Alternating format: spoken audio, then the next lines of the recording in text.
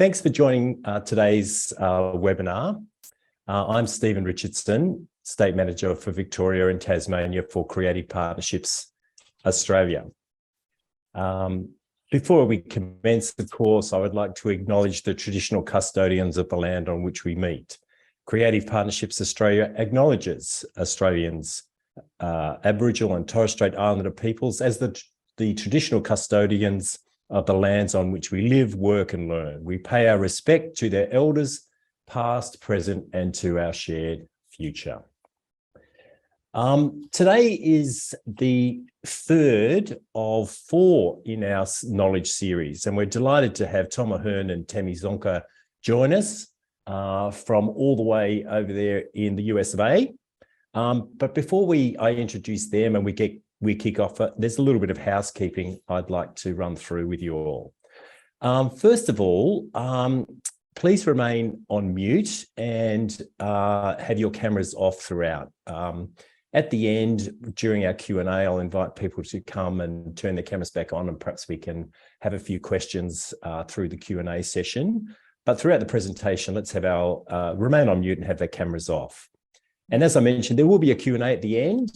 So if you do have any questions, you can either, I'll invite questions at the end through the camera, or you can, as we go along, record them in the chat function, and we'll get to them.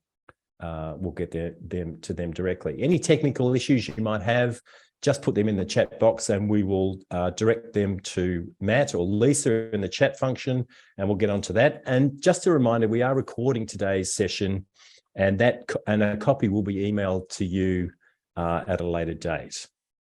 So without further ado, I would like to introduce Tom Ahern. Tom's coming to us from I forget where's Tom based? I forget. Near Boston. Tom, near you're Boston. In Boston. Yes, yeah. A long way away. So thank you, Tom, for enduring the time difference. In 2016, the New York Times called Tom Ahern one of America's most sought-after creators of fundraising messages. In 2021, author and respected legacy expert Richard Radcliffe said, Tom Ahern is possibly the greatest non-profit copywriter on the planet. No pressure, Tom, there. Tom's recent cases range from massive campaigns for Lucille Packard Children's Hospital at Stanford University with a target of $1 billion to local community chess. He has authored 7 highly rated how-to books on donor communications and speaks internationally quite regularly. So we are thrilled to invite Tom into the Knowledge Series. And Tom, over to you, if you would like to share your screen, and away we go. Thank you, Stephen. Yes, I'm sharing. Now we're going to go to full screen, and let's bring that up. And there we are. There's our title slide. Knowledge Series 3, Creating a Case for Support. That will turn doubters into donors, we hope. Yeah, the first time I ever spoke before an Australian audience was back in the 2000s. It was to universities and colleges and such. And the person who introduced me said, well, it's finally time. We're going to adopt the crass methods of fundraising used in America. And that was that was me. So here we are again today, and more crass methods. That's me. That's a loner dog, a beagle. And there's Tammy. She'll be coming in later. And here's the first thing we want to look at, which is, how are things going where you are? They're not going all that well up here where I live in I live just south of Boston, which is Massachusetts. And you can see this quote here. This is from April of this year. And the arts and culture sector has lost $781 million in revenue thanks to COVID. So, there's some ground to be made up. And what we're looking for today is maybe some insights into how to make up that ground. So my session, my part of this is kind of the 30,000 foot view of cases for support. I've written a couple of books about such things because when I was first coming into the nonprofit world from the commercial world, I was hired to write a case for support, and I started reading all these books, and the chapter would end, and now you need a great case for support, and then you'd flip the page, and it would then begin next chapter. Now that you have a great case for support, it's like, well, wait a minute, we're missing the part I need here, which is how do you actually do this? So it's been kind of a professional hobby since then to figure this out. Now, one of the people that hired me as a contract case writer, Martz and Lundy, which is a big international firm that does fundraising, has been around since the 1920s, unbelievably enough, and they have it melted down into just 3 questions. You have to answer 3 questions. Why us? What are we doing that's so special? Why now? Why is that special thing urgent? And then why the donor might care? Now that's going to always be very personal, why they might care, right? But those are the 3 questions you have to answer, and you can do pretty well. This is a museum I know I've been to repeatedly. It's called the Broad. It looks like Broad, but it's actually pronounced Broad Art Museum. It's in Michigan, in East Lansing, Michigan State University campus. It's a fabulous building, and so forth and so on. But I wanted to show you what they say on their website's giving page to answer the 3 questions we just talked about. Why us? Why now? Why you, the donor? And this was their giving page. I just looked at it yesterday, and they've changed it up. But basically, this is their essential messaging to people coming in and clicking on that donate button. And so I have labeled those voice balloons are mine. The red circles are mine. They're not there on the website, but I want to draw your attention to certain things. So the first thing your attention is drawn to is the cute kids, of course, right? And you got eye contact with the child on the left, and they're looking like they're having a good time, and so forth. So why us? Why does the Broad Museum matter? Because of these cute kids, right? And whatever you're doing for the minds in those heads. And then underneath it, they're talking to me, hoping that I will become either a member or maybe just make a donation. And they're saying to me, why would I want to do this? Because I can then join a community of people who love and support the arts. So I'm going to be joining a merry bunch of troublemakers, and that may be exactly what I want to do. I want to make connection with other people who share my values, share my interests, and so forth and so on. And then you look on the right there, why us? Because Broad supports access to the arts. How do they do that? They keep their museum admission free. So I don't have to pay to go into this museum. I just can go, and these kids can just go. Okay, so they're actually answering those 3 big questions pretty fast, and actually that's all you really have to do is pretty fast. You don't have to, stretch it out and give me a 10-page document. This came up just the other day. We were speaking, Jeff Brooks and I, to Orthodox rabbis in the United States, and the slide that came up said, it's not your organization's story, it's the donor's story. And that's an important insight into how you actually connect with strangers, is understanding that it's their story, not your story. And then Jeff went into this little riff right there. The donor's story spans time. It lives in the donor's heart. When you ask me for a gift, you're asking me to choose my own adventure.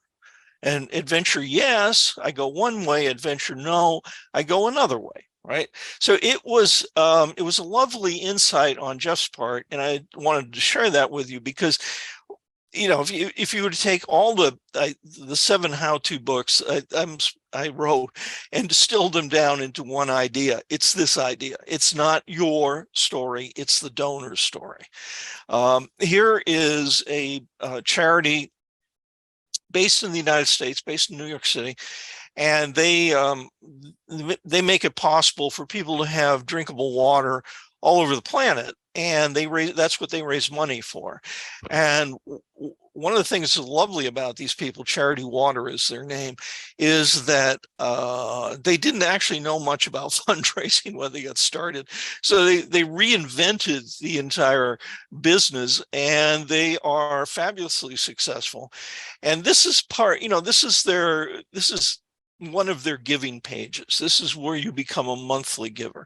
And you can see, again, we have a child. That's always great because that kicks in what is called in biology the cuteness factor, which is adults take care of the young. And but there are some other things happening on this page. It's very tight, very instructive page. You've got the headline, join an unstoppable community of monthly givers. Now, we all want monthly givers, and you may know why, or maybe you don't, but that is the gold standard. You want monthly givers for many various reasons, but in preference to annual one-time gifts. And what is the important word here in that headline, the word doing most of the work, is the word unstoppable, because that's the story I'm going to join. I want to be unstoppable.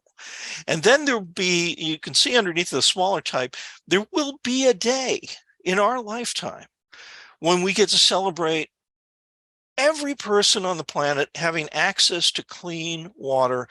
We want to celebrate that day with you. So that is that's their, kind of come on in message. And you can take that message. This is Charity Water. They're doing one thing. You guys do the arts. There will be a day when, and then you fill in the blank, putting in a problem that you're going to be solving at your organization. And we want to celebrate that day with you. By the way, anything you see on screen from me and Tammy, feel free to steal it. It's there for you to not have to reinvent wheels. So let's continue in this vein. Thanking me is very important. And when you thank me, a lot of times this kind of robotic response comes in. Thank you for your gift of X amount of money, blah, blah, blah. Don't thank me just for my money. Thank me for who I am. And when you do that, all sorts of wonderful things happen. For instance, this is a quote. This is from, you can see it, 2020 United Way. I don't know if that exists where you are, but it's big here in the United States. And this is one of them, one of the many. And the executive director there, Julie Capaldi, had received a note. And in the note, the donor wrote, Julie, you do the best thank you of any charitable organization I've been involved with. This is wonderful. And included with that little note, this is coming out of the blue, is a check for $100,000 of additional giving to the United Way of Pickens County. So when you thank people very well, they're going to come back to you. If you like your donors, they will like you back, and they will express their liking with additional giving. right? So what I hear a lot, because I do present all over the world, and for years and years and years, there usually would be a hand going up, and we've been talking about, puppies, kittens, and starving kids, and it'll be some arts group saying, yeah, but we don't have puppies, kittens, or starving kids, so we don't have anything to sell, is kind of the underlying conclusion. That's not true at all. In fundraising, you have what John Hayden, that's him there. He unfortunately passed away in 2020 at a young age of 54, or 53, if I didn't get my math right, of massive amounts of cancer. Wonderful guy, very helpful to the fundraising world with his book. And in that book, he described what he called the sad, happy story cycle. So you come to your donors, or you come to your prospects, and you ask them for their help. And you do that by presenting to them a problem they can solve. Then, if they make a gift, then you thank them.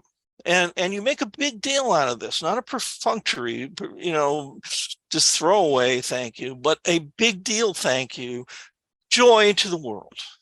We now have you with us working on the same mission. And then the third thing you have to do, this is donor communications in a nutshell. The third thing you have to do is remind them of what they have actually accomplished in the world. And there you do both happy and sad. Mostly the ratio would be maybe 4 happy stories to 1 story of need, but you do have to have the need there, because if you don't have the need there, I can tell you from experience with clients that the giving tends to shelve off and go, and decrease. So a little bit of need. Now, we're going to be talking about offers quite a bit. And here's a terrific summary of what goes into an appeal offer. So your problem, the thing you're presenting to your prospect, you hope for donors, that problem is easy to understand. The solution is easy to understand. The cost is affordable. You always want to, have kind of like throw the door open. Yeah, it doesn't matter what you give us. We need your help. And then finally, there's urgency, right? So that's another aspect. I'm looking here at what you're looking at is a campaign for an endowment for a symphony orchestra. Now, it's not a AAA symphony like the Boston Symphony, but it's a good symphony that is actually feeds musicians up to the Boston Symphony and other places. So it's definitely worth listening to as the symphonies go. And here they're trying to do something which is very important for all institutions, which is to build endowment so that you have dependable income every year that you can, just count on. And notice how it starts. A symphony is a tough business, period. That is intentional, that statement, very short, probably, scores at the 2nd grade level. Symphony is a tough business. It's meant to be conversational because I want you to understand it instantly. I don't want, you to be figuring out my jargon. A symphony is a tough business. Every time you perform, you lose money if you depend on ticket sales alone, which is a fact of life for every symphony I'm aware of in the United States. And you'll notice there's a little box down there in the corner. It has a Q. There was also a page of Q&A. So we anticipated questions that would be coming in from the typical people we might be asking for gifts from. And I have to ask, why not just raise your ticket prices if you need more income? And so we had an answer for that. Now, these don't have to be fabulous answers, but they have to be some kind of answer that makes some kind of sense, right? Anyway, here's another thing I pulled out. This just came in recently because I was asked to write a foreword for this book, which is going into its latest reprint. And fundraising realities every board member must face, right? So this is about major gifts and board. And what I pulled out of this book, which I thought was interesting, maybe helpful for you, certainly was helpful for me. Prospects want to be moved. Okay, moved. That means something, they've felt something in their heart. And it goes on to say, hearts beating faster moved, hair standing on end moved. You're not fundraisers as much as hope raisers, right? And that that gets to what is kind of the emotional core of what I'm trying to talk to you about tonight for me, this morning for you. Now, what you're seeing on screen right now, this is, I was hiking last weekend with a friend who is in and longtime recovery, Alcoholics Anonymous, and she was explaining the simple story formula they use when people get up in front of the other people attending these meetings. And the formula is simply, what was it like for you? How terrible was it? Then what happened? And what's it like now, right? Now that you're sober. And I thought, you know, this we need little story formulas that we can always kind of just dump stuff into. This is not bad, and it works worldwide through Alcoholics Anonymous. And so I adapted this to fundraising, the screen you see now. And I'm just reminding you, it's not your story, it's the donor's story. So what was the work like at our organization before we had lovely donors? And now, thanks to lovely donors like you, what has happened? Oh, and by the way, there's a future. We have goals, we have dreams, we have visions, thanks to lovely donors like you.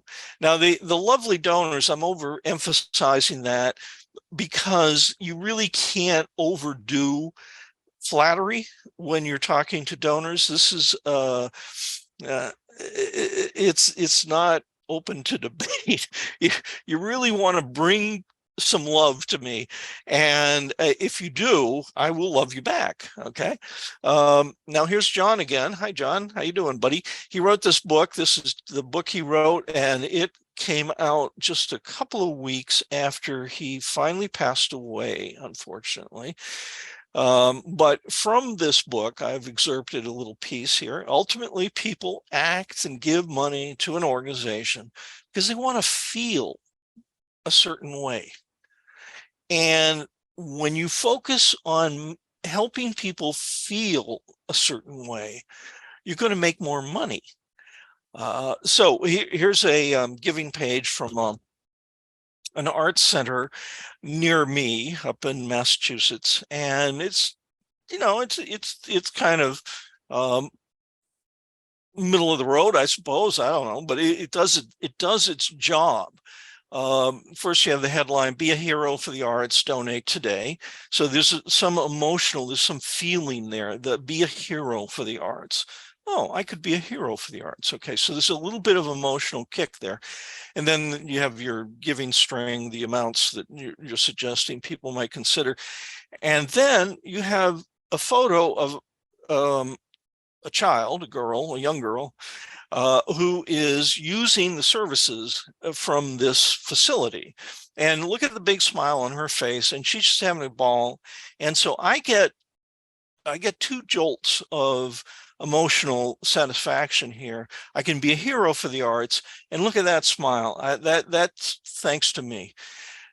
When you're sending out donor communications. In donor communications, there are the three things you do. You ask for my help, you thank me for that help, and then you report back to me what happened with all that philanthropy, what good to do in the world. And but for all three of those aspects of donor communications, there's one goal. You have one goal, and that is to make me, the recipient, the person reading the stuff you're sending me, feel something. And the feeling can be, okay, they appreciate me, they like me, they're connecting me with other people with similar interests, they're informing me, they're entertaining me, and so forth, everything that's in red there, right? So that's your real goal. A lot of times organizations, they assume their goal is to push information at me, and there's a role for that, but information is not going to get the job done. It's not going to get the gift made. What you have to do is make me feel something, right? All right. So another aspect of this is your charities. I know a lot of you probably would say, we're not a charity. Yes, you are. If you're asking for money, you're a charity. And you need to make that loud and clear for people. So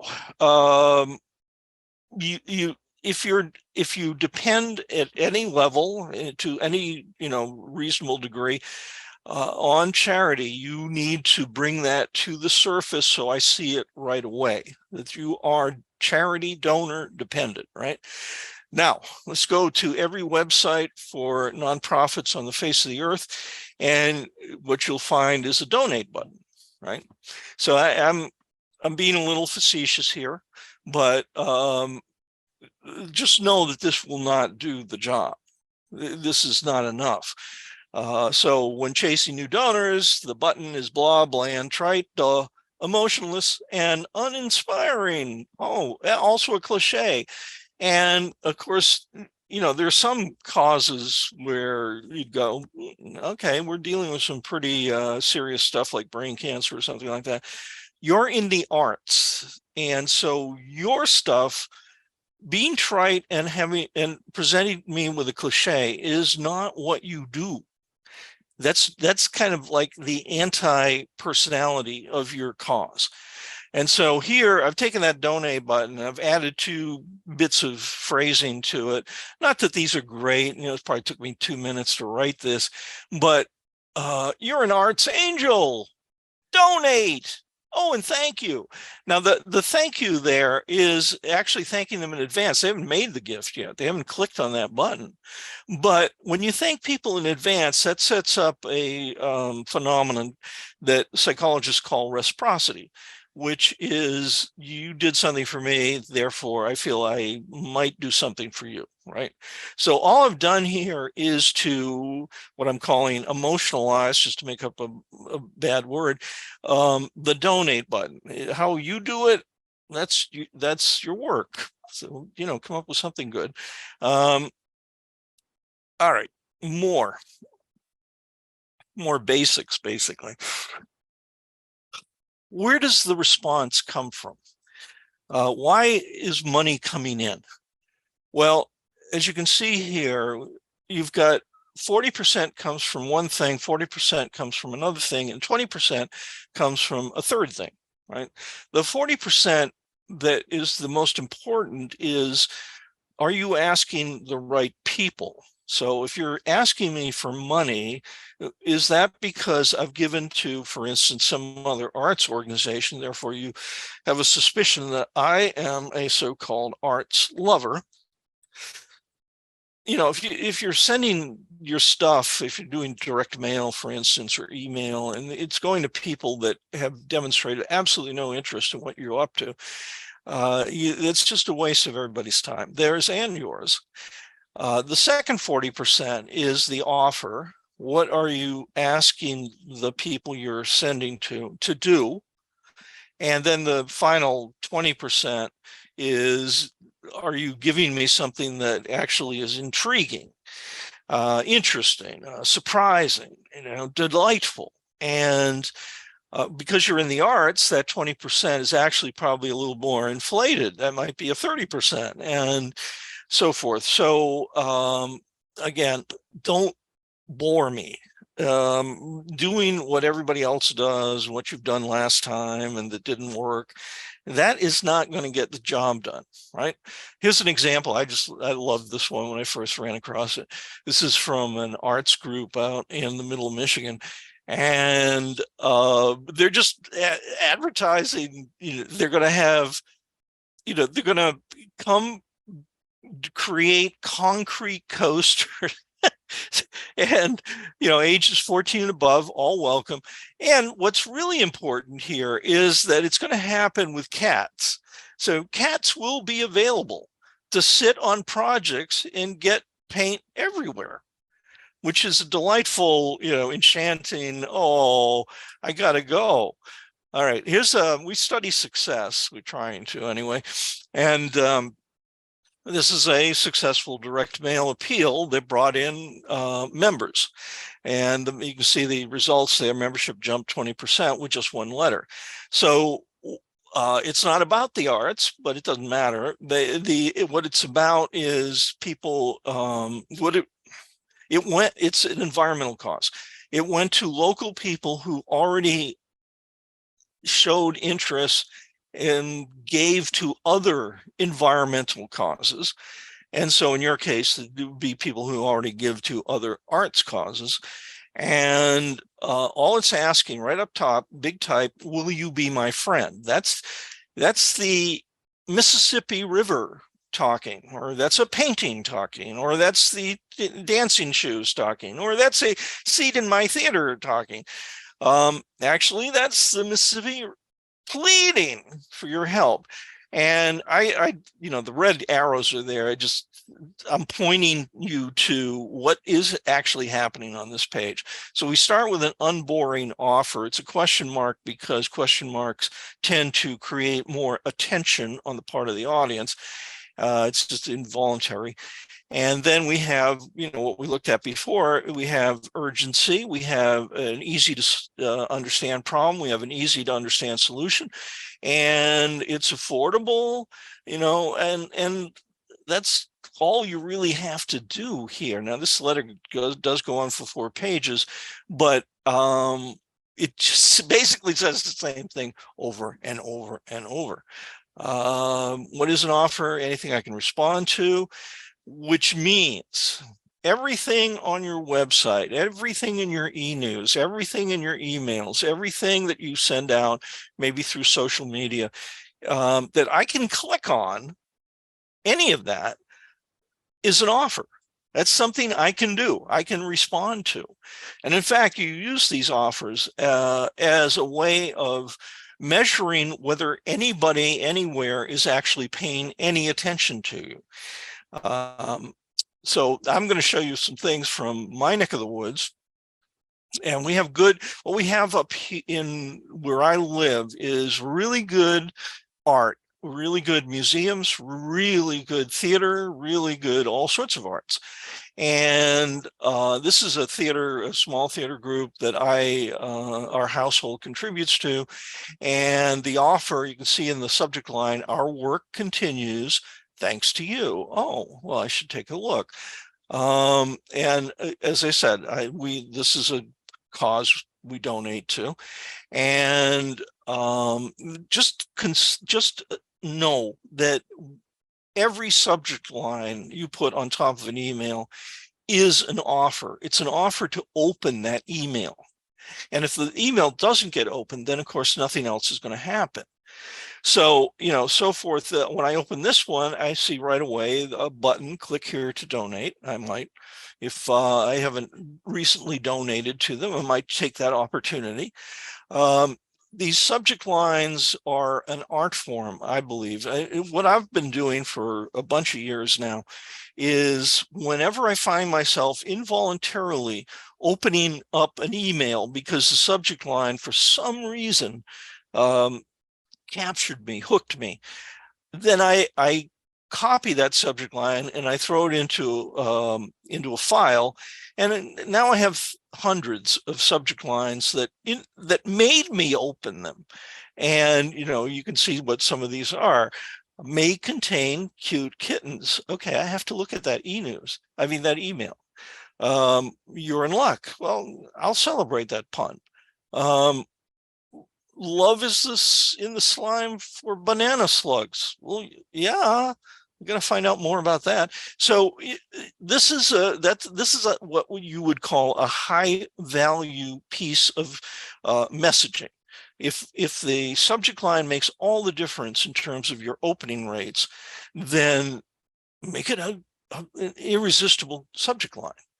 Now, here's another offer. This is AS220, which is a large, complex arts activity group, and they've restored an old industrial city around the arts and so forth. And this was their offer for me to become a monthly donor at the lofty price point of $5, which is, a lousy cup of coffee.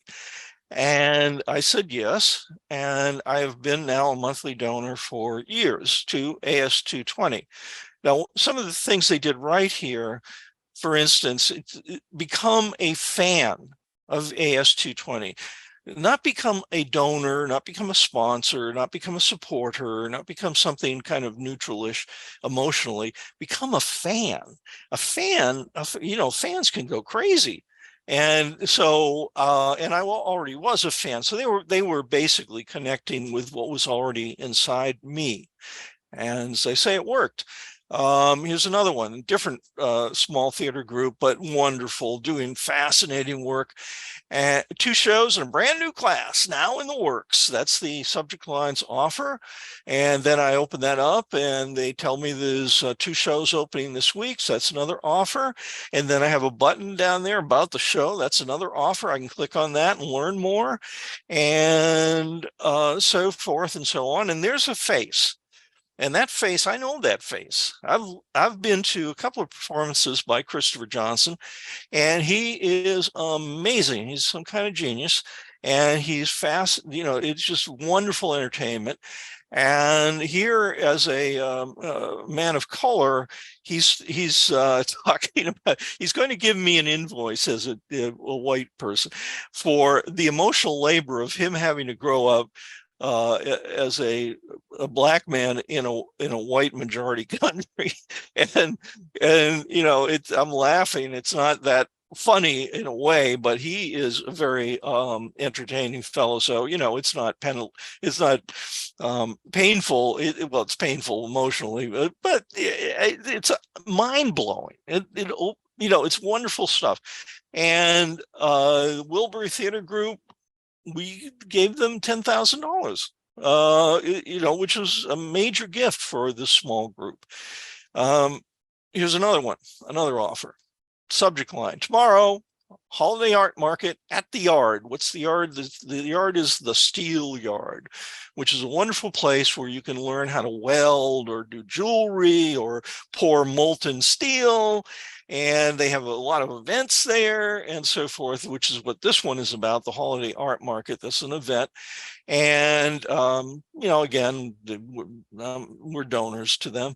And everything, you get to offer RSVP here. That's an offer. Every photo is an offer, basically, because they're saying, hey, you could buy this. Look at how cool this is. And of course, as it says, as you well know, since you're in the arts, visuals penetrate much faster than words, right? So let Lisa Sargent kind of close on the subject matter of offers. And she says, just be clear, get to the point, speak from the heart, and give them something simple to do. One thing, not 2 things, one thing. Okay. Now, getting down to the last few minutes. I think I need to rush a bit. Emotions trigger gifts. And that's really all you have to know. So what are emotions? Well, what you're looking at here are 1, 2, 3, 4, 5, 6, 9 emotional triggers that are kind of taught as baseline emotional triggers in the commercial copywriting world and in the nonprofit copywriting world. And how do they work? Well, those voice balloons tell you. So am I feeling anger? We don't have enough art. Or am I afraid? We don't have enough art. Or I really want more art. Greed. And then there's my hope. You basically, you take the negative emotional trigger and then you transit journey toward the positive emotional trigger. And I like the idea of good greed. It's just about right. And good greed. What would I like more of in my own world? So here, now this is not art, so you're going to have to stretch a little bit. This is for the forest, Connecticut Forests and Parks. And they've got they're doing a matching fund campaign. If you do matching fund campaigns, you'll always bring in more money. And what they're saying is your $1 to $2 will equal $2 for the forest. So there's going to be more forest. There's going to be more wildlife. There's going to be more beautiful blue spotted salamanders and so forth and so on. But, just substitute the arts and you can use the same thing. Here's the Broad again, and this is a case for sport they have on their website. And your support ensures that we can continue to operate a world class. Okay, there's good greed right there, because I don't want a second class. I want a world class museum on this campus, and it will benefit the greater Mid-Michigan community. And more good greed because I'm there. It's part of my backyard. Visitors from around the world too. Okay, that's even better. You got all these people coming, and so forth and so on. The good greed is often where you end up, and for something like the arts. And this came out of some recent research, 2020, and they were asking people what would make, in your view, America a better place to live. And we're noted for our political hatred of each other and so forth. And the answers were, the big answer was, we want America to be more inclusive and community centered, greater diversity, greater focus on local. So what is local? Well, local is what many of you have. This may be your big advantage when you're out there raising money. Local not just geographical, not just down the street, but also local is whatever really matters to me. It's what's in my heart. And so you can, here's a letter, raised $100,000 in 2 weeks from a local audience. And I labeled here with the voice balloons every aspect of this that in any way was local. And you can see how many things are local here. The name of the town, Madison Land Conservation Trust. Maybe for you, the sounds of summertime are frogs croaking in the swamp or cicadas singing in the trees. All these things are local. They're also very sensory. And you're the arts. You have plenty of sensory information to pass out. One final thing, this is about the identity of donors, their personal identity, why they give to you. It's because of them, not you. And, why does 70% of our estate go to a community foundation and the arts? Well, let me tell you. The community foundation, we learned about that because we're both, my wife and myself, were both working in the nonprofit arts world. We met that way. We fell in love that way. We were married for 37 years because of these identities. And one other thing, we didn't have kids, which is a primary reason why people put gifts in their wills, because they don't have heirs. All right. Childlessness, so-called. And there you go. And so now we're going to switch to the amazing Tammy Zonker. Tom, thank you so much. That was a barrage of information. Yeah, sorry about that. That was so incredibly terrific. I'm sure we'll have some questions at the end. Please whack them in the chat function for the end. And now, of course, I'd like to quickly switch to the wonderful Tammy. Tammy's a fundraising strategist, AFP master trainer, and an inspiring international speaker. In the past 20 years, she has coached, trained, and led non-profit teams to raise more than $500 million, including a single gift of $27.1 million. When she's not speaking at conferences, she's training and coaching her online membership community of fundraising transformers, or leading masterclasses, private workshops, and retreats through her firm, Fundraising Transformed. Tammy, take us away. Awesome. Thank you, Stephen. And Tom, always a tough act to follow. And I'm just so excited to be back with all my Australian friends and some new friends. So the case for support, what is it? So I'm going to kind of go back up to the high level and then really drill down into some practical, how do you create your case for support? I'm going to give you some examples.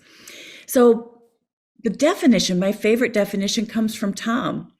Right? In his book, Turning Doubters into Donors, How to Make a Compelling Case for Your Cause, he says, a case is mostly about your promise, the promise you make to the world through your mission, your accomplishments, and your plans. And the reason that I love this definition is the word promise, right? I mean, we have missions and we believe in our missions. We have goals and strategies and we want to execute those. We want to achieve things. But a promise, like, we don't break promises, right? Promises really from the heart. And that's why I love this definition. So as we look at our own case for support work, I want you to look at it as a promise that you're making to your community, to the world. Okay, so Creative Partnerships Australia, as you likely know, did a very massive study. I think Matt headed it up, and they identified the 4 biggest challenges facing Australian nonprofit organizations. And I want you to just focus on number 3, improving the articulation of the case for support and value proposition. So this is a challenge, and I think it can be especially challenging for arts organizations for the reasons that Tom mentioned, right? No animals, no starving children, and so on. But I want you to know you're not alone. So the Institute for Sustainable Philanthropy, headed up, co-founded by Dr. Adrian Sargent and Dr. Jen Sheng. They also did a research project, and they were asking people, how do they feel about their case for support? So 71% said, we have a strong and compelling case for support. Okay, good, pretty good. 57.9% said that they believe that their cause, or their case rather, focuses on why we do this work, one of Tom's, why questions.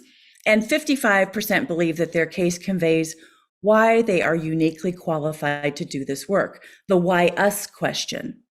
Now, here's what I would ask you to consider. If we're below 60%, well below on the bottom 2 points, I'm wondering, how is it that we think 71% of us who responded to this survey think that their case really is strong and compelling? And in fact, if you look at the Australian grading system, which was a quick Google, you can see that we're in our grading of our case for supports in this study, and this is like of US case for support, you can see that we're just barely reaching satisfactory, right? And in some cases, we all have a lot of work to do in this space. So I just don't want you to feel like you're alone. And it's important, not urgent. And I think that's the challenge that we have, right? We know it's important, we want to do it, but it seems to always get pushed to the back burner. And that's why so many of us don't have a case for support, or a case for support that we really love and that we actually use, that is a powerful tool in our fundraising. So I want to get a sense of where you feel you are in with your case for support. So you can just drop it in the chat. Are you A, like our case for support is emotional and compelling, I'm super proud of it? Or B, like our case, it's okay. Or C, we need a major rewrite. Or D, we don't have a case. Or E, I don't know, I'm new here, right? That could be some of us. So drop that in the chat just so you can kind of see where your colleagues are. I'm going to keep moving on, but I want you to drop that. All right. So Tom's 3 questions, right? Remember, why us? Why now? You know, what's compelling? What's urgent? Not desperate, but compelling and urgent. And why you? Why you, the donor? Yeah, I'm looking at those scores, those self-assessments between A and B, C and E, A, B for the org, E for me personally. Yeah, that's good feedback. Thank you for doing that. All right, I want to add one more to Tom's 3 big questions. What would happen if you went away? Right? What would be missing if the arts disappeared from your community, from your region, from the country, right? What would happen? Would there be a loss of joy? Absolutely. Would children and families, couples, would they not have that enriching experience? Would our minds be, less expansive? Would we be less creative? Would we be less inspired? Yes, yes, and yes. So I really want you to think and ask yourself the question, what would happen if your organization went away? What hole would it leave? Because in that answer lies part of your case for support. All right, Gerald Panis, a U.S. fundraising legend who actually did quite a lot of work. They had an office. Gerald Lindsay and Panis and Lindsay and partners had an office in Australia for many, many years. He says that people give to change and save lives. They give to the magic of an idea. They give to audacious dreams. So when we think about the compelling and urgent case that we're putting out there, what we want to bring to this community through the arts, through your important work, how does it change and save lives? Is it magical? Is it audacious? Is it inspiring? Is it something that would inspire someone to give the most generous gift they've ever given relative to their means?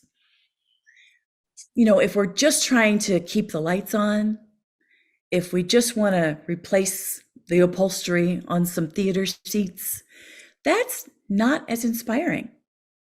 So I want you to think about the big vision. And yes, there are some things we need to do to get to that big vision. All right, you've got plenty of inspiration all around you. So I think about this incredible gift, the Lindsay and Paula Fox gift of $100 million to the NGV. And, you've got, again, these great examples of audacious dreams and big goals. And I want to share a little bit about what I pulled off of their website. They say you are crucial to the future growth of the NGV's collection and programs. Your generosity will enrich the minds and lives in our community today and for generations to come, right? So those are the payoffs, and the identity. Like, I could be important, I could be crucial. That's identity number 1. Number 2 is your generosity. Like, am I generous? Right? As I think about who I believe myself to be or who I aspire to be, is generous one of those things? Again, you're connecting me to your organization and to this growth. And lastly, And lastly, in our community, like, do I feel connected to the community? Do I care about the community? And do I care about the arts community specifically? So again, these are all nods to identity, so that as I read this offer, as Tom says, I'm seeing myself in it. I feel like I'm a part of it. All right. So I think about the case for support like the Rosetta Stone. And I'm sure most of you, probably all of you, know the story of the Rosetta Stone. But essentially, it was, a stone that had it had the same message in 3 different languages. It had it in hieroglyphics. It had the same message in Demotic language and ancient Greek. And because it was repeated in 3 different languages, the translation of it helped to crack the code on hieroglyphics. So how I apply that to fundraising, and specifically to your case for support, is I feel like the case for support is an internal tool. It can be an internal tool where you have the what we do and why it matters, and why us, and why you, the donor. It has all those important elements, and it has stories, it has quotes from patrons, it has quotes from artists, it has quotes from community partners. And we go to that case for support, that Rosetta Stone, to inform our donor communications and all of our offers. So the consistent messaging should show up in your direct mail and your digital appeals, on your website, in your social media, in your proposals, whether those were proposals for foundations or for corporations or individual donors, right? Maybe that talking points from the case for support inform how you onboard and equip board members to talk about your work powerfully in the community with consistent messaging. And here's why this is important. Penelope Burke, who was the founder and president of Cygnus Applied Research, she retired a couple years ago now, but again, a very well-respected research organization. She did surveys every year, over 30,000 respondents to these surveys, massive surveys. And again, it came back that when nonprofits, when we use consistent messaging, it increases donor trust because of that consistency, because of that congruence. They read something, they hear something, and they say, yes, I know them, right? Versus, what? That's new. That doesn't sound right. That conflicts with something else I read about them or from them, right? So having your case for support inform all of these communication channels it's really powerful and will help you raise more money. All right. So here's the framework I like to use when I am writing a case for support for a client. I talk about the situation, right? So what is the current situation? Kind of like Tom talked, how you can adapt the AA storytelling framework. So what we do and why it matters. And then I like to pull out a quote. Maybe it's a quote from an artist, or maybe it's a quote from a teacher in a school who's, enjoyed some of your arts programs, a story or a quote. Then I talk about the problems, right? The issues at a glance, and creating that urgency. Like, why do we need to solve this problem now? Why do we need to grow now? What's urgent and compelling about it? And then a story or a quote. And then we cast that vision, the bigger offer. And in that offer, we answer the question, why us? And then a story or a quote, an invitation to join. So Tom's, why you, right? So then we invite them. And then a story or a quote. And here's this number 9 is where I add in that what would happen if you disappeared, or what would likely happen? What are the consequences if we do nothing? If this issue does not get addressed, if we don't grow, what happens? Or what do we think will likely happen? So I'm going to walk you through an example of how we answered these questions with an arts organization in my hometown, not my birth town, but the town that I chose to be my hometown, which of course is Detroit. All right, so this is the case for support for the Mosaic Youth Theater in Detroit.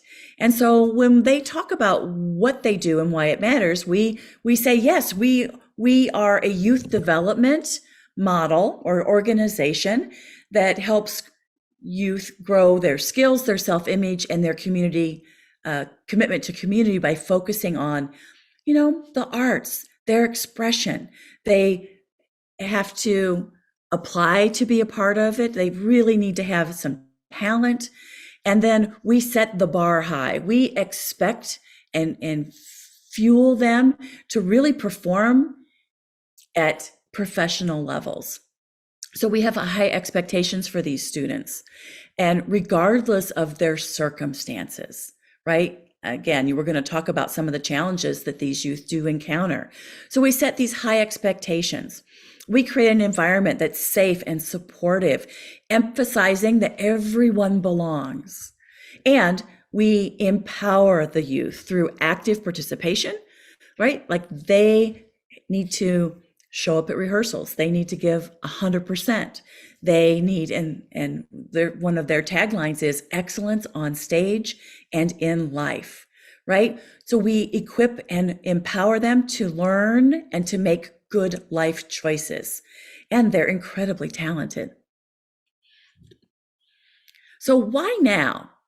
So when we look at the circumstances for many youth in the city of Detroit, we know that the data says that not in Detroit and in many urban cities, youth are exposed to a lot of adversities, that the poverty is directly linked to the high school dropout. High school dropout is directly linked to going to prison or incarceration. I mean, urban youth are at high risk for depression and antisocial behaviors. I mean, it's tough for them.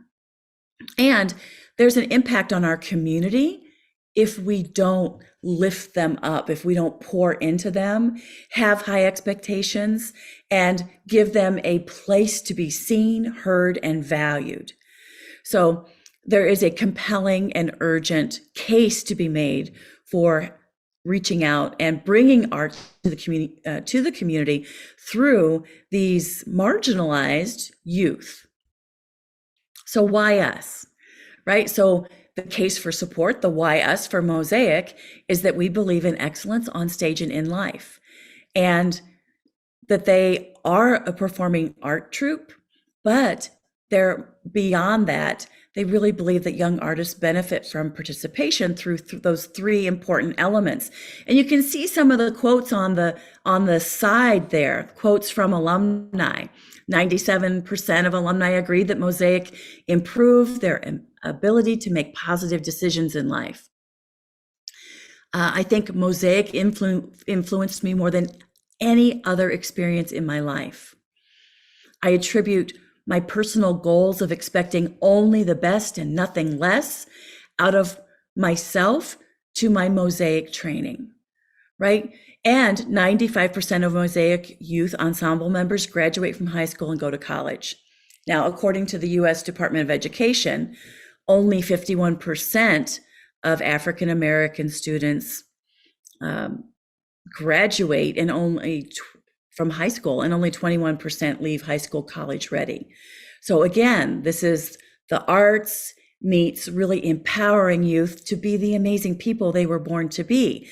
And if we don't deliver on this mission, this cause, this art expression, and really empowering and pouring into these youth, it's very likely that there's a trajectory that will end them, result in them living in poverty and potentially incarceration. So again, this is why us. They have a model based on those three core elements that distinguishes them from other organizations or anyone else doing this work. All right, and then we get to why you, right? Again, a nice quote from an alumni. Mosaic introduced me to the whole idea of peer leadership, which has continued to be one of the most important skill sets I've learned in life. So the image here is Delishay Strotter, and Delishay is the executive director and creative director at Mosaic, and she's also a Mosaic alumni. She was born and raised in the city of Detroit into circumstances that are quite unfavorable, and she went on to college, came back through the program. I mean, even saw the world, traveled, and is now back pouring into these kids. So inspiring. And with support from donors, from arts lovers all across the city. And frankly, they are now on world stages. Mosaic students and artists, young artists, are on international stages. And it's because of those supporters and those opportunities that these children, these youth, their lives are changed. And donors are helping shine that bright light on youth who, through no fault of their own, have been born into some pretty dark circumstances. So again, empowering them to break the cycle of generational poverty. So yes, this Mosaic, this case for support, the work that they do appeals to art lovers because it is world-class, inspiring artists. The performances are magnificent. And it also feeds into those who are committed to social justice, who are committed to youth development, who are committed to leadership, growing the next generation of leaders. And so this is kind of just giving you the quick essence of this case for support for Mosaic as an example. And then what would likely happen if we do nothing, right? So we've just collected for this case some of the statistics, some of the truths of what happens to youth, especially youth of color, in the U.S. if they don't get through high school. So less than half of all U.S. African American students graduate high school. Only 20% are college ready. Detroit has the highest rate of children and youth living in poverty at 1 in 5. Half of all U.S. prison inmates did not graduate high school. And our violent crime in Detroit is 6 times higher than the national average. And quite frankly, that's an improvement from where it was before. So if we do nothing, that generational cycle of poverty, crime, and inequity will continue. So pictures, photos, video, these are other tools for you in your case for support. So here is the 2022 troupe. Like they had auditions and they've begun performing, and this is your Mosaic troupe. So again, look at those faces. Just like Tom was saying, look at these beautiful faces, the smile, the possibility, right? And here they are performing. And again, you want to tell stories about each and every one of these, to have at least 4 to 6 stories available to you to pull from that case to support, to use in different channels. All right, so again, I mentioned that they've been on the world stage. So President Bill Clinton recognized Mosaic when they were selected as the U.S. representative to the World Festival of Children's Theater in Denmark. He said, "You've made Detroit and America proud." Here you see some Mosaic young artists with Allie Wilson.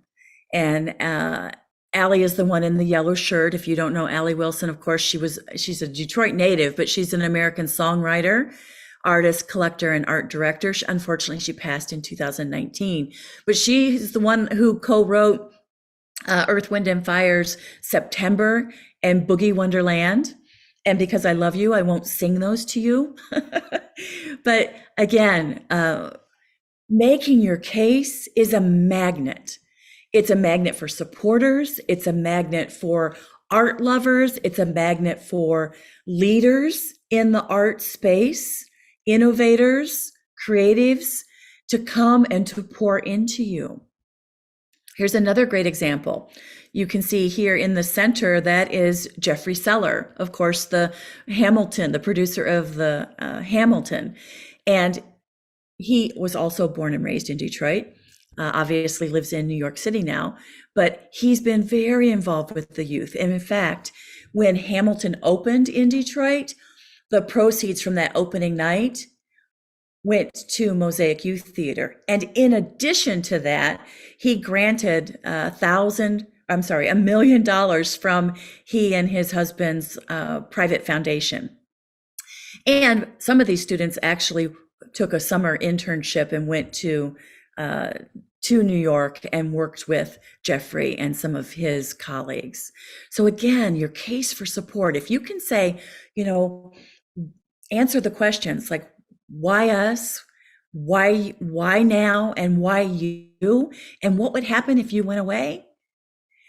Magical things will happen. So as you sit down to kind of work on your case for support, here are some things that will inform that. And again, this comes from Tom's book, How to Create a Compelling Case for Your Cause. You want to have your couple years of your fiscal budgets, right? How much did you spend? Where did most of the unrestricted dollars that you spend, where did they go? And can we package those things up into offers or investment opportunities? A couple annual reports. So gosh, of all the monies we raised from ticket sales, from philanthropy, from all the different sources, partnerships, what are the percentages? And how does that compare to giving in Australia? Right? I know that there is a goal to significantly grow individual giving. So where are you now?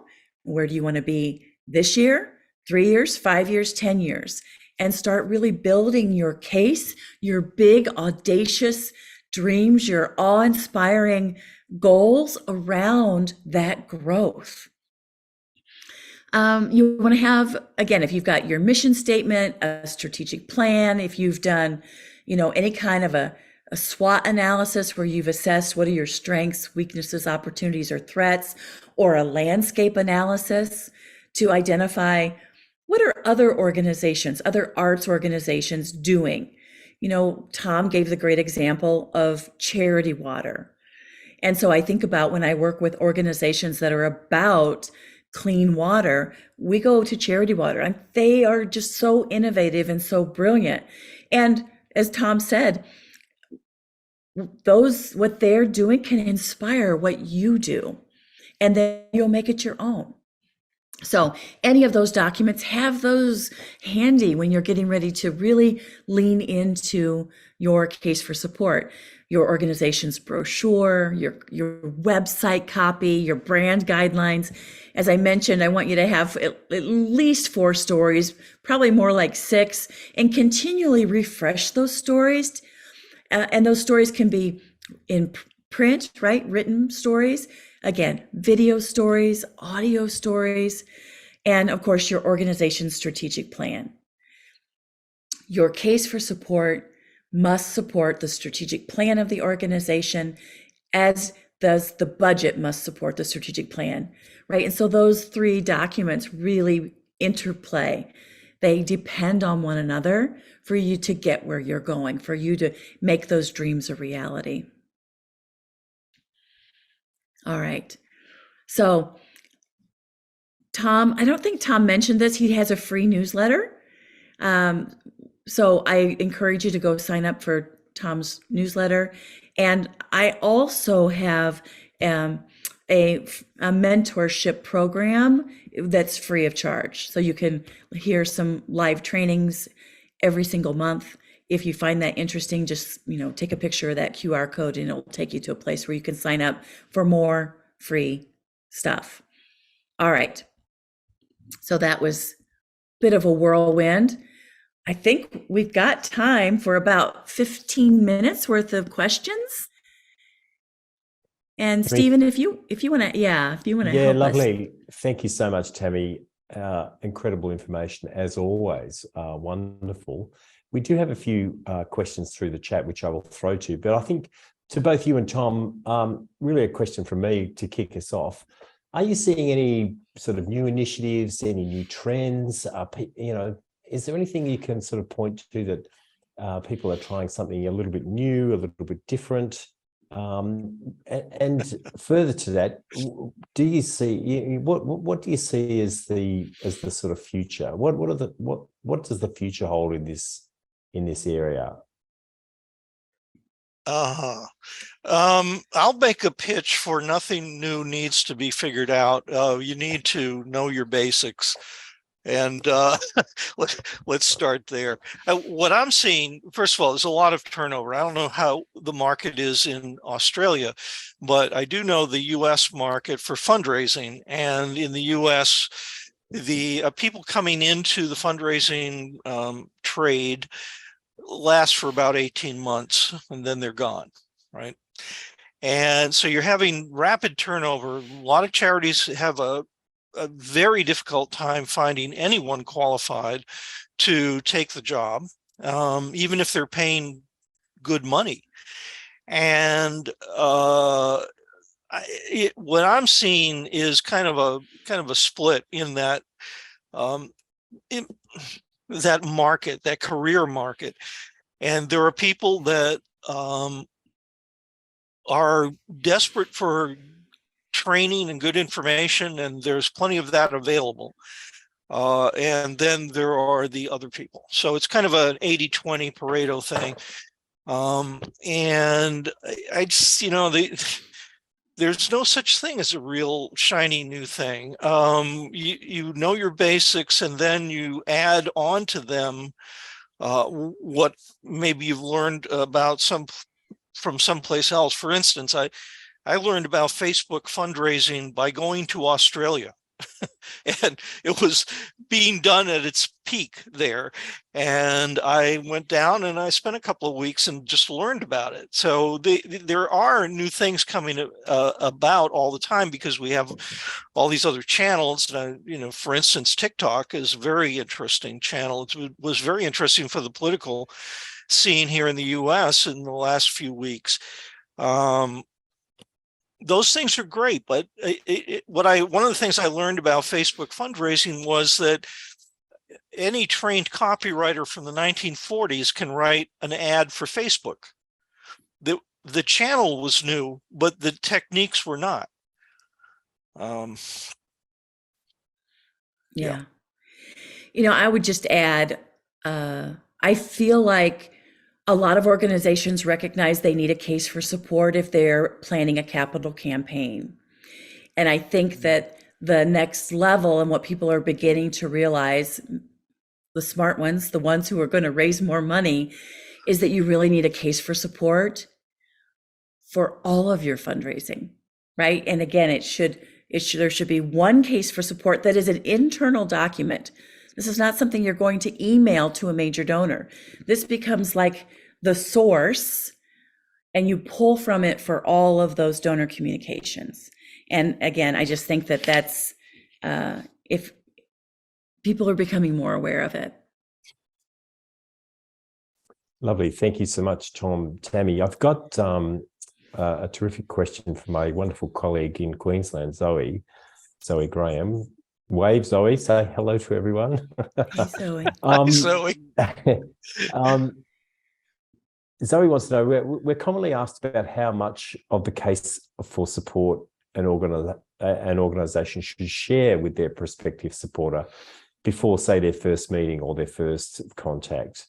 For example, if the arts organisation is trying to secure a first meeting with a prospective donor, are you liaising via email with them? Should you include a PDF of your case for support or build call messaging into your email copy, or wait and share in person? What's the most effective strategy in that regard, in your experience? Yeah, Tammy. So I would not share much ahead of time. I mean, the key is I want to get face to face. I want to, if this is a major donor opportunity, I want to be face to face. And so what I will do is I'll tease it. I'll say, I would like to visit with you. We've got something very big and exciting planned. Or we're facing a unique challenge right now, and I want your point of view on it. I would connect it back to them. You're so passionate. You've never led us astray. You've always have interesting perspectives on things, and I'd really like to talk with you about it. That would be my take. Yeah, and I'll just put a cherry on top of that, Tammy, which is from Jerry Panis, who said famously over and over, when you ask for money, you get advice, and when you ask for advice, you get money. And so I've been working with an indigenous museum here in the U.S. the last couple of years. They're going to build a whole brand new facility. And what we did is we used an evolving case more as a feasibility study. We brought it to, there was one head of a foundation that very influential, and we just said, what do you think of this? And he saw it in very rough form. I mean, he saw the sausage being made, and he gave us great advice, frankly, and I'm sure it's going to pay off in terms of money at some point. But he kind of, he found our blind spots, and then we were able to fill them in and come up with a final case. Yeah. Thank you. A question from Matthew Young. To you, Tom, if there's a question, he's wondering if you may be able to share a bit more about signaling to prospects in verbal or personable contexts, going beyond campaign writing. The principle around signaling to prospects. Yes. Well, the context for that was your donate button is not enough. And one of the things I do when I have an inquiry, new client potentially coming in, is I look at their financials, the ones they file with the government, so I can see what percentage of their budget is actually coming in through philanthropy.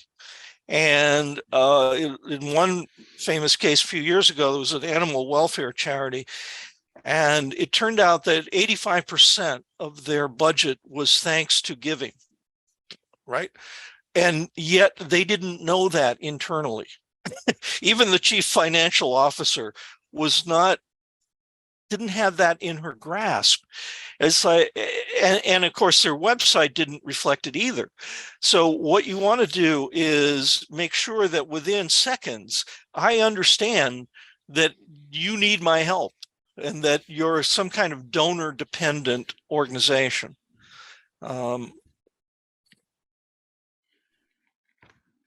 Thanks, Tom. Another question I have, I guess, we're approached a lot about fundraising events, and I'm wondering, if I reflect on, Tom, your question around, wanting people to feel something. I wonder if you've got any tips around, we've got people in a room, we're building momentum at an event. Any strategic tips around how we can enhance those feelings? Well, I'll share an anecdote from an event.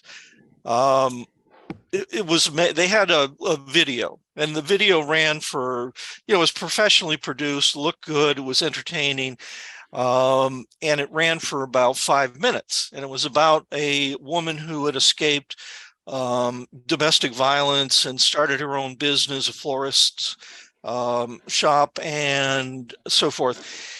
And then the room went dark, and this is a big room, with hundreds of people sitting at tables.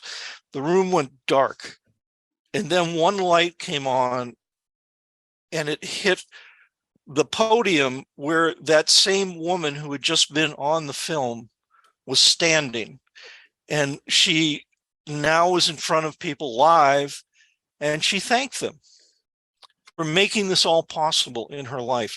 And the hairs on your head get stiff. So, introducing the dramatic moment like that can be quite amazing at an event. Events I don't do them. I am not a huge fan of them because they tend to take up more time than they produce money. But if you use it creatively, dramatically, yeah, it can do something amazing. Thank you, Tom. Tammy, would you add anything? Yeah, I think that anytime you can incorporate a mission moment, whether it's what Tom described, I know so many of your supporters love getting close to your creative directors, any of your performers or the artists. And so having those opportunities really means a lot. And it goes back to Robert Cialdini's, his psychology of influence, and it's the authority principle, that time you have someone in authority, now that could be a board member or, Sister Margaret Mary, but it can also in the arts world be one of the creatives or the creative director. So that again, it brings the mission front and center. Anything that we can do to make it, yes, a great party, but a party with meaning. A party that connects me back to, yes, that's why I support this organization. Yeah. Yeah. Wonderful. Thank you so much. We are drawing to a close very soon. One last question, I think, from the floor. Really, I guess it's in relation to, are there any specific strategies you would draw our attention to in relation to, the differences between moving a donor from, say, their initial donation through to, regular giving, or from a regular giver through to somebody who's making a first time larger donation through to, the major gift. Are there some nuances around that you could share with us that are handily available? I'll start, but Tammy, you're the fundraiser, not me. Basically, you're going to, at least in the United States, and I'm pretty sure that the data isn't all that different in other English-speaking countries, you're going to get a lot of first-time donors, but only 20% of them are going to make a second gift, which is one great reason to do monthly giving right away, because that kind of builds in a second gift. And from that point on, what's going to matter to those people is this ongoing story that you are building up around them and their involvement with your charity. So that will depend on things like phone calls. It'll depend on things like good thank yous. It'll depend on things like newsletters and so forth, social media feeds. And I would add too, donor surveys. Now, obviously, if we're talking with a donor that's giving higher gift values, those surveys can be one-on-one conversations. But I think surveys to understand is of the many things that you do inside your arts organization. Let's just say it's an art museum. Is it the classics? Is it the indigenous art exhibits? Like what part of the museum most inspires them? And then once we know that, we can make the offer like incrementally larger gift values based on their capacity, but most importantly, based on their passion. Yeah, what one of the pieces of data that I use a lot, because it really changed my mind, is that about 60% of tomorrow's major donors, so whatever you call a major donor, for a lot of organizations, anybody who's giving 1,000 above or 10,000 and above, but those people still come in as normal donors, smaller donors, and about 60% of them come in with $25 initial gifts, and then years later, as they've come to love you and understand you and believe in you and trust in you and all the rest of that, then they're going to be giving the bigger gift, right?